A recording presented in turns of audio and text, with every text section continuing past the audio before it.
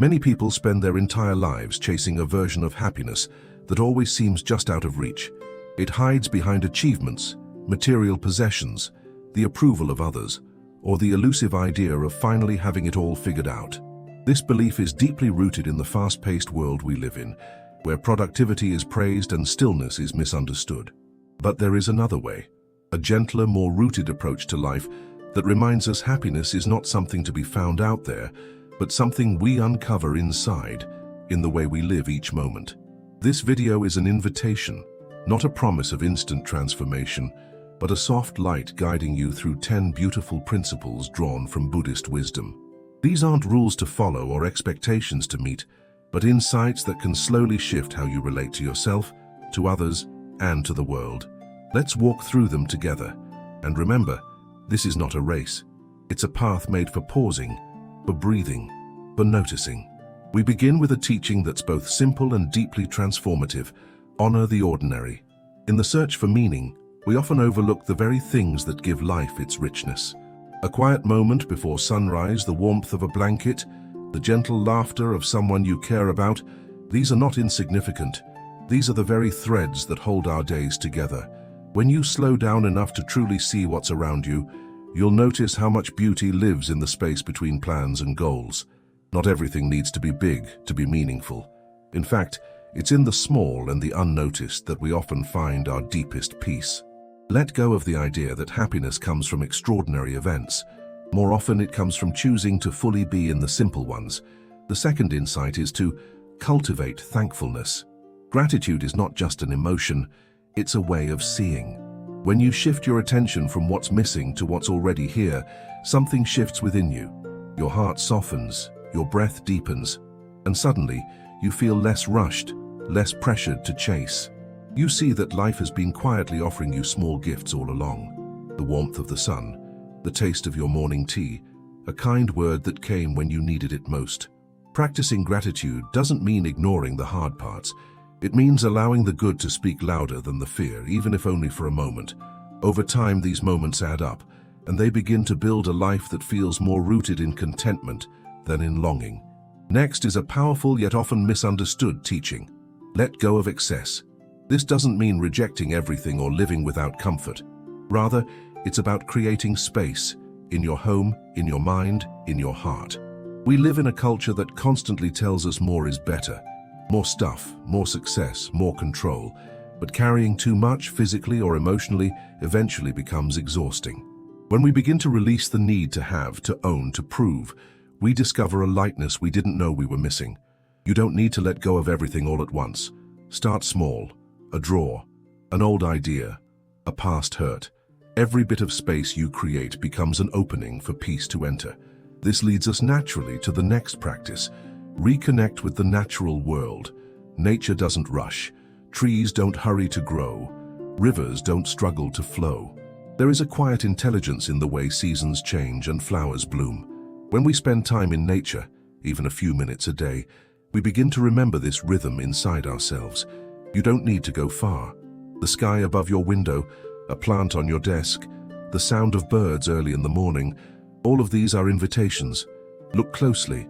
Breathe deeply. Let the world remind you that you too are part of something vast and beautiful.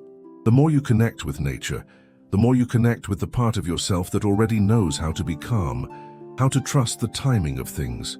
Now, the fifth practice may sound simple, but its power is immense. Smile without a reason. We've been taught that we smile in response to something, a joke, a compliment, good news. But in the Buddhist tradition, smiling can be a cause, not just an effect. Smiling without a reason, just because you're here breathing alive, is a gentle way to soften your mood and open your heart. Even on hard days, a soft smile, even if just for yourself, can shift your emotional state. It sends a signal to your brain that it's safe to relax. It invites lightness into your experience, and most beautifully, it creates warmth that others can feel too. A sincere smile doesn't need words. It is kindness made visible. These first 5 teachings are not steps to complete. They are practices to return to, ways of being that gently unfold the more you invite them in. Don't worry if some days you forget. Don't rush yourself to master anything. Just keep returning. Every day is a new beginning. Every breath is a new chance to live differently. If you've come this far, it means something inside of you is ready. Ready to listen more deeply, ready to feel more gently, and maybe, just maybe, ready to live with a little more intention. This path is yours to shape. There is no right pace, no perfect way to begin. Start where you are.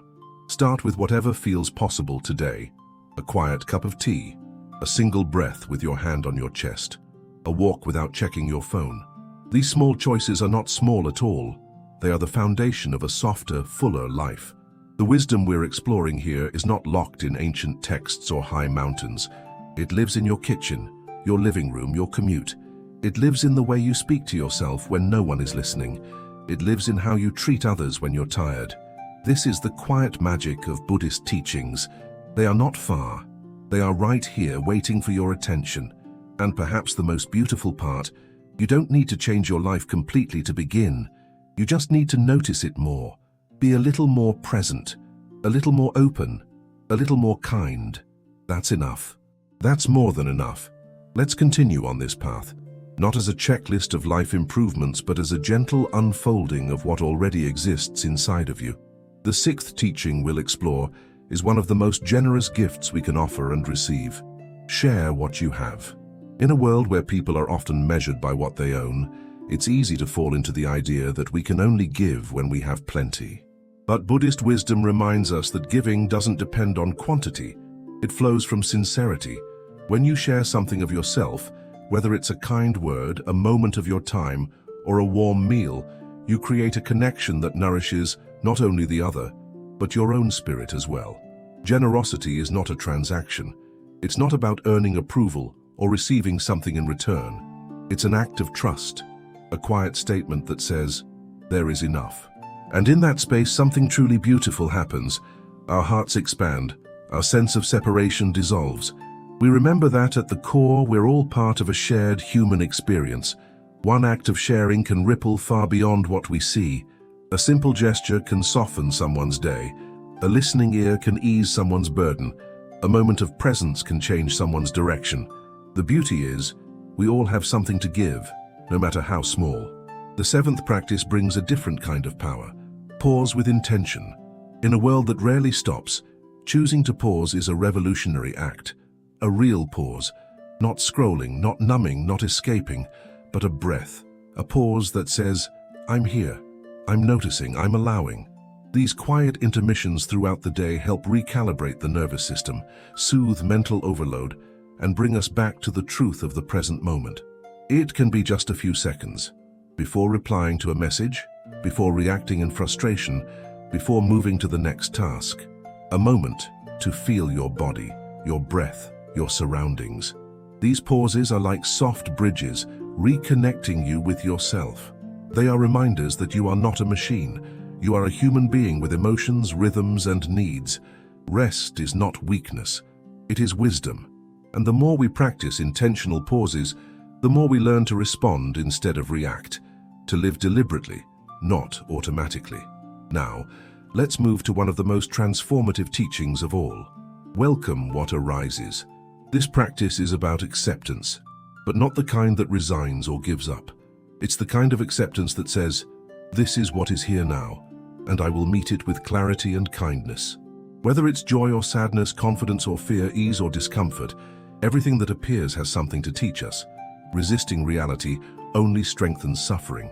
Accepting it doesn't mean you love what's happening. It simply means you've stopped fighting what already is. From this space of inner openness, solutions become clearer, the path forward becomes softer, and most of all, we begin to trust ourselves to handle whatever comes. Acceptance is not passivity, it's powerful. It is a quiet strength that helps us stay grounded when things don't go as planned. And let's be honest, life rarely goes exactly as planned. But when we stop insisting that things should be different, we discover that even the messy, imperfect, and uncertain can hold beauty and growth. Which brings us to the ninth teaching, find joy within. This might be one of the most challenging and liberating realizations we can have, that real happiness doesn't depend on what's outside of us. The job, the relationship, the recognition, the bank account, They can bring satisfaction, of course, but they are all temporary. When we tie our peace to them, we are constantly at risk of losing it. The joy that the Buddhist path points to is quiet, stable, and resilient. It comes from living in alignment with your values, from being kind even when no one is watching, from treating yourself and others with care, and from honoring the present moment. It grows every time you notice a small delight, a smile from a stranger, a breeze on your skin, the taste of your favorite dish. Joy is not always loud. Sometimes it hums gently in the background. And when we learn to tune into it, we realize that it was never missing and only buried beneath the noise. Now, before we move on to our final teaching, I'd like to pause for a moment and share something with you. Something that's not about algorithms or numbers, but about connection. If this journey through these teachings has touched you in any way, maybe it made you breathe a little deeper, reflect a little more, or feel a quiet yes inside your heart, I'd love to invite you to stay close. You're warmly welcome to subscribe to this channel, not because it's expected, but because there's value in walking paths like these with others who care about living with intention. More than that, I'd love to hear from you. Not in a generic leave a comment kind of way, but truly, what part of this conversation stayed with you? What has been resonating in your heart lately? Feel free to share below like you would share with a friend. This space is made for honest, heartfelt exchanges.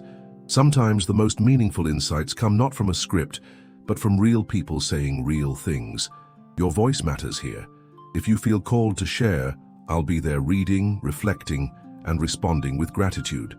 Because at the end of the day, this isn't just about teachings. It's about remembering we're not walking alone. The final teaching we'll explore today is perhaps the most essential of them all, the one that holds all the others together in a quiet embrace. It is the practice of living in the now, not thinking about the now, not planning to live more presently next week, but really living it, breathing it, choosing to fully experience what is here, right in front of you. And yet, this is often the hardest thing for the modern mind to do. Our thoughts pull us backward to what we should have said, or forward to what we might lose, but the moment you're actually living in, it's this one, not the one 5 minutes ago, not the one after dinner, just this breath, this beat of your heart, this word you're reading right now. The Buddhist perspective reminds us that the present is the only real time we have. The past is memory, the future is imagination. But the present is where life actually unfolds. And when we slow down enough to truly land in it, we begin to see how much life we've been missing. The colors are richer, the sounds are clearer, the relationships feel deeper. Even the act of washing dishes when done with presence becomes a kind of moving meditation. Presence isn't about perfection. It's not about forcing your mind to stay put. It's about gently bringing it back, again and again, to what's here, this moment, this sensation, this choice. And the more you do it, the more natural it becomes, like returning home to yourself. Living in the now doesn't mean we stop planning or dreaming or learning from the past. It means we stop abandoning ourselves in this moment while chasing something that isn't here yet.